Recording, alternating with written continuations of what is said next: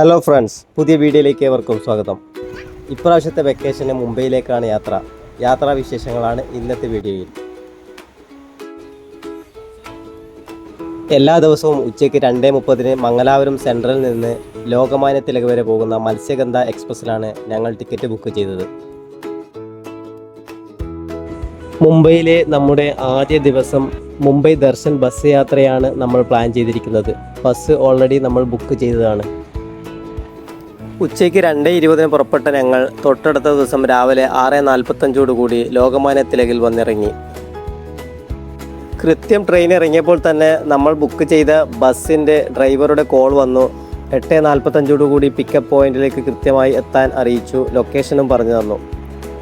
Railway സ്റ്റേഷനിൽ തന്നെ ഫ്രഷപ്പായി നേരെ ഓട്ടോ പിടിച്ചു. ബ്രേക്ക്ഫാസ്റ്റ് ഒന്നും കഴിക്കാൻ സമയം കിട്ടിയില്ല. നേരെ അങ്ങോട്ടേക്ക് വെച്ച് പിടിച്ചു.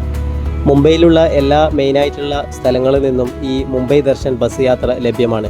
പൻവേൽ, താനെ, കല്യാൺ, ലോകമാന്യ തിലക് എല്ലാ സ്റ്റേഷനുകളിൽ നിന്നും ഈ ബസ് സർവീസ് ലഭ്യമാണ്. 300 രൂപയാണ് AC ബസ്സിന് ചാർജ് ചെയ്യുന്നത്. നോർമൽ ബസ്സിന് 250 രൂപ. അതിൽ തന്നെ ബ്രേക്ക്ഫാസ്റ്റ്, ലഞ്ച് വരുന്ന പാക്കേജ് കൂടി ലഭ്യമാണ്. കൃത്യസമയത്ത് തന്നെ ബസ് വന്നിരുന്നു.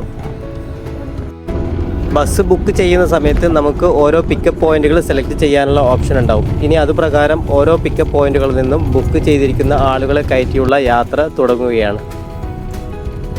ഗൈഡ് വന്ന് യാത്രയുമായി ബന്ധപ്പെട്ട കാര്യങ്ങൾ പറയാൻ തുടങ്ങി. ഹിന്ദിയിലാണ് സംസാരം. നമ്മൾ നേരത്തെ കൊടുത്ത 300 രൂപ കൂടാതെ ഇനി 750 രൂപയാണ് ഓരോരുത്തരിൽ നിന്നും ഈടാക്കുന്നത്. 1-2 സ്ഥലങ്ങളിലുള്ള എൻട്രൻസ് ഫീസ്, ഒരു ബോട്ട് റൈഡിങ്, പിന്നെ ഒരു ലെവൻഡി ഷോ, ഇതൊക്കെ ഉൾപ്പെടുന്നതാണ് ഈ 750 രൂപ. 40ഓളം സ്ഥലങ്ങൾ ഇവർ പറയുന്നുണ്ടെങ്കിലും അതിൽ 8 സ്ഥലങ്ങളിൽ മാത്രമേ നമുക്ക് ഇറങ്ങി കാണുവാനുള്ള ഓപ്ഷൻസ് ഉള്ളൂ. ബാക്കി മുഴുവനും നമുക്ക് വണ്ടിയിൽ നിന്ന് തന്നെ ഓരോ ലൊക്കേഷനുകൾ കാണിച്ച് അതുമായിട്ട് ബന്ധപ്പെട്ട വിവരങ്ങൾ പറയുകയാണ് ചെയ്യുന്നത്. അങ്ങനെ നമ്മുടെ ആദ്യത്തെ ഡെസ്റ്റിനേഷൻ എത്തി. ബസ്സിൽ നിന്ന് ഇറങ്ങുന്നതിന് മുമ്പായിട്ട് തന്നെ ബസ്സിൻ്റെ നമ്പറും ഗൈഡിൻ്റെ നമ്പറൊക്കെ നോട്ട് ചെയ്യാൻ വേണ്ടി പറഞ്ഞു. ആദ്യ കാഴ്ച gate way of India, Taj hotel, ഇതൊക്കെയാണ്. പിന്നെ അതിൻ്റെ തൊട്ടടുത്ത് തന്നെ ഒരു കോസ്റ്റൽ ദർശൻ ബോട്ട് യാത്രയുണ്ട്. ഇനി അതിലേക്കാണ് യാത്ര.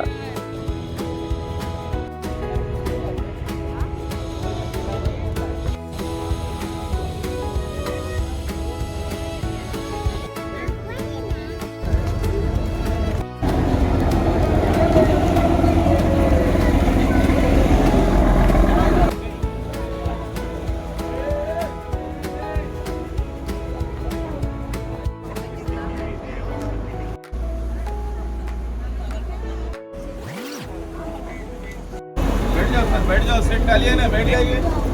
वहाँ से आधा पौना घंटा लगता है अलीबाग, और गेट ऑफ इंडिया से हर 10 से 15 मिनट बोर्ड अलीबाग। 45 മിനിറ്റ് ദൈർഘ്യമുള്ള ഈ യാത്രയിൽ ഒരു ഗൈഡ് വന്ന് കുറേ കാര്യങ്ങൾ പറയുന്നുണ്ട്. അതോടൊപ്പം ഇതിനകത്ത് ചെറിയ സ്നാക്സ്, ഡ്രിങ്ക്സൊക്കെ അവൈലബിൾ ആണ്.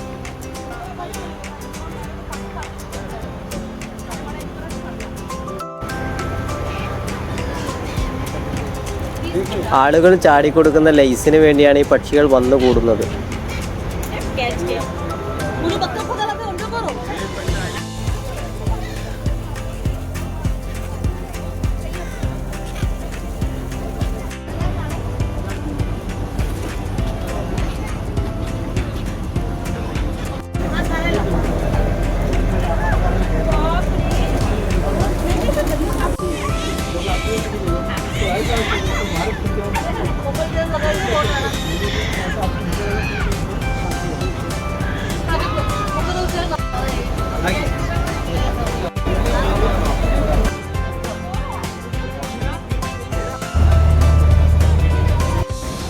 അങ്ങനെ ബോട്ട് യാത്ര കഴിഞ്ഞു. കുറച്ച് ഫോട്ടോസും വീഡിയോസൊക്കെ അവിടെ നിന്ന് എടുത്തു. ചെറിയൊരു ലൈറ്റ് ഫുഡും അടിച്ച് നേരെ അടുത്ത ലൊക്കേഷനിലേക്ക്. അത് തൊട്ടടുത്ത് തന്നെയാണ്, ഈ ഗേറ്റ് വേ ഓഫ് ഇന്ത്യയുടെ അടുത്ത് തന്നെയാണ്. ഇത് ഒരു മ്യൂസിയവും ഒരു ആർട്ട് ഗാലറിയൊക്കെയാണ്. സെക്യൂരിറ്റി ചെക്കിംഗ് ഒക്കെ ഉണ്ട്. അത് കഴിഞ്ഞു. കുറേ സ്ഥലങ്ങളിലൊന്നും വീഡിയോസ് അലൗഡ് അല്ല. 3 നിലകളിലുള്ള ഈ മ്യൂസിയം കണ്ടു തീർക്കുന്നതിന് 45 മിനിറ്റാണ് അനുവദിച്ചിരിക്കുന്നത്. അതുകൊണ്ട് തന്നെ നമുക്ക് ഒന്ന് ഓടി നടന്ന് ഇതിലെ കാഴ്ചകൾ കണ്ടുവരാം.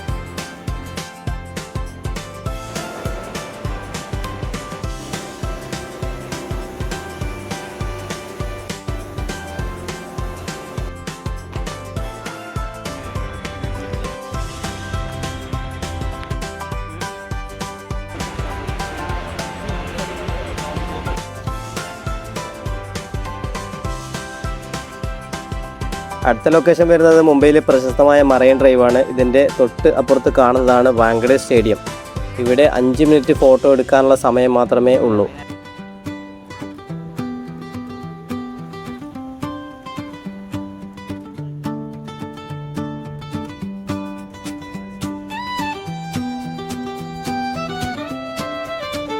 പിന്നെ യാത്രയിലുടനീളം ഇടതുവശത്തും വലതുവശത്തുമുള്ള ഓരോ ബിൽഡിങ്ങുകൾ കാണിച്ച് ആ ബിൽഡിങ്ങുകളെ പറ്റിയുള്ള വിശദീകരണം പറയുന്നുണ്ട്. എയർ ഇന്ത്യയുടെ ബിൽഡിംഗ് ഉണ്ട്, അതേപോലെ Mumbai high court, state bank of ഇന്ത്യയുടെ ബിൽഡിംഗ് ഉണ്ട്, LICയുടെ ബിൽഡിങ്, അങ്ങനെ അതുമായി ബന്ധപ്പെട്ട കാര്യങ്ങളൊക്കെ പറയുന്നുണ്ട്. ആ കാണുന്നത് അംബാനിയുടെ ബംഗ്ലാവാണ്.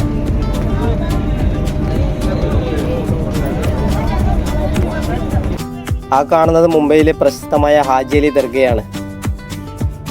പള്ളിയിലേക്ക് പോകുന്ന വഴി മുഴുവനും വെള്ളം കയറിയിരിക്കുകയാണ്. വേലിയേറ്റ സമയമാണെന്ന് തോന്നുന്നു. അങ്ങോട്ടേക്ക് പ്രവേശനമില്ല.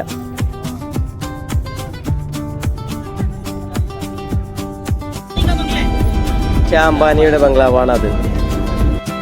അടുത്തതായി ഞങ്ങളെ കൊണ്ടുപോയത് ഒരു 11D ഷോ കാണാനാണ്. അവിടെ വീഡിയോ അലൗഡ് അല്ല. ഇതൊക്കെ പല സ്ഥലങ്ങളിൽ നിന്നായി മുംബൈ കണ്ട പരിപാടി തന്നെയാണ്. പല മാളുകളിലും ഈ ഷോ അവൈലബിൾ ആണ്. അടുത്ത ലൊക്കേഷൻ വരുന്നത് സിദ്ധിവിനായക ടെമ്പിളാണ്. ടെമ്പിൾ കാണുവാനും ഭക്ഷണം കഴിക്കുവാനുമായി മൊത്തം 45 മിനിറ്റാണ് അനുവദിച്ചത്. ഹോട്ടലിൽ ഫുഡിന് അത്യാവശ്യം നല്ല റേറ്റ് ഉണ്ട്. ഉള്ളതിൽ അത്യാവശ്യം വിലക്കുറവുള്ളത് മസാല ദോശക്കാണ്. അതുകൊണ്ട് 3 മസാല ദോശ ഓർഡർ ചെയ്തു. അടുത്ത ലൊക്കേഷൻ വരുന്നത് നെഹ്റു സയൻസ് സെൻറ്റർ. ബാത്റൂമിൽ പോകാനും ഫുഡ് കഴിക്കാനും കാഴ്ചകൾ കാണാനും 45 മിനിറ്റാണ് ഇവിടെയും സമയം അനുവദിച്ചത്. 2 നിലകളിലായിട്ട് ഇവിടെ ഇഷ്ടം പോലെ കാഴ്ചകൾ കാണാനുണ്ട്. നമുക്ക് അതൊക്കെ ഒന്ന് പെട്ടെന്ന് കണ്ടുവരാം.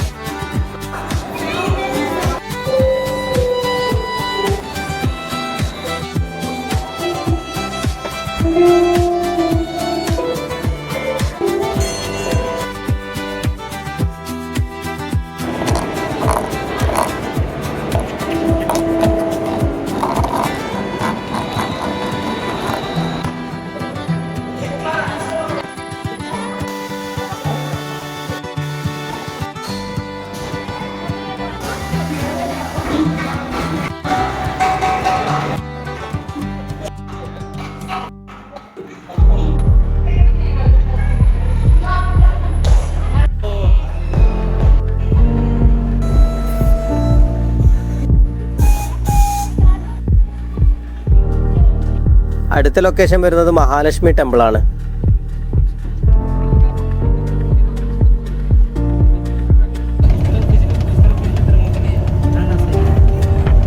നമ്മളിപ്പോൾ കാണുന്നത് 2009 ഉദ്ഘാടനം ചെയ്യപ്പെട്ട ബാന്ദ്ര വർലി സീലിംഗ് ആണ്.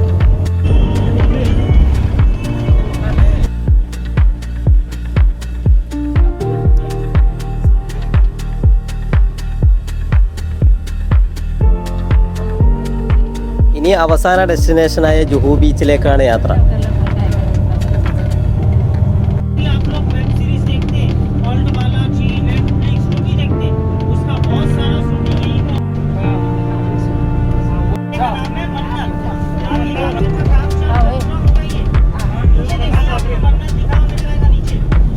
ബോളിവുഡ് സൂപ്പർ സ്റ്റാർ ഷാറൂഖ് ഖാൻ്റെ വീടാണ് കാണുന്നത്. ഒരുപാട് പേര് അതിന് പുറത്തു നിന്ന് വീഡിയോസ് എടുക്കുന്നതും ഫോട്ടോസ് എടുക്കുന്നതും കാണാം. ഈ ഒരു ഏരിയയിൽ ഒരുപാട് സൂപ്പർ സ്റ്റാറുകളുടെ വീടുകളും അപ്പാർട്ട്മെൻറ്റുകളും ബംഗ്ലാവും ഒക്കെ ഉണ്ട്.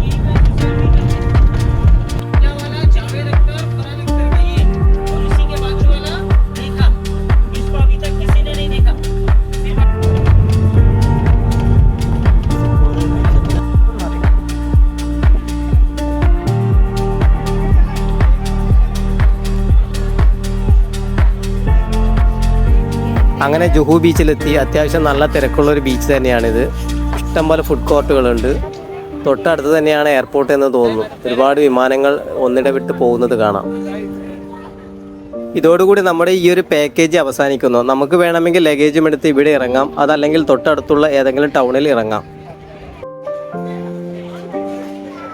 ഞങ്ങളേതായാലും അടുത്തുള്ള ടൗണിൽ ഇറങ്ങി. ഇവിടെ നിന്ന് മുംബൈ ലോക്കൽ ട്രെയിൻ എക്സ്പീരിയൻസ് ചെയ്യാമെന്ന് കരുതി. ഇവിടെ നിന്ന് CST ടെർമിനലിലേക്ക് ടിക്കറ്റ് എടുത്തു. 10 രൂപയാണ് ഒരാൾക്ക് വരുന്നത്.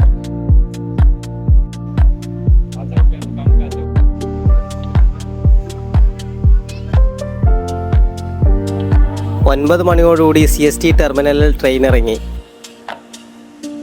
റെയിൽവേ സ്റ്റേഷൻ്റെ പരിസരത്ത് നിന്ന് ഒരു ഏജൻറ്റ് മുഖാന്തരം ഞങ്ങൾ തൊട്ടടുത്ത് തന്നെ ഒരു റൂം തരപ്പെടുത്തി.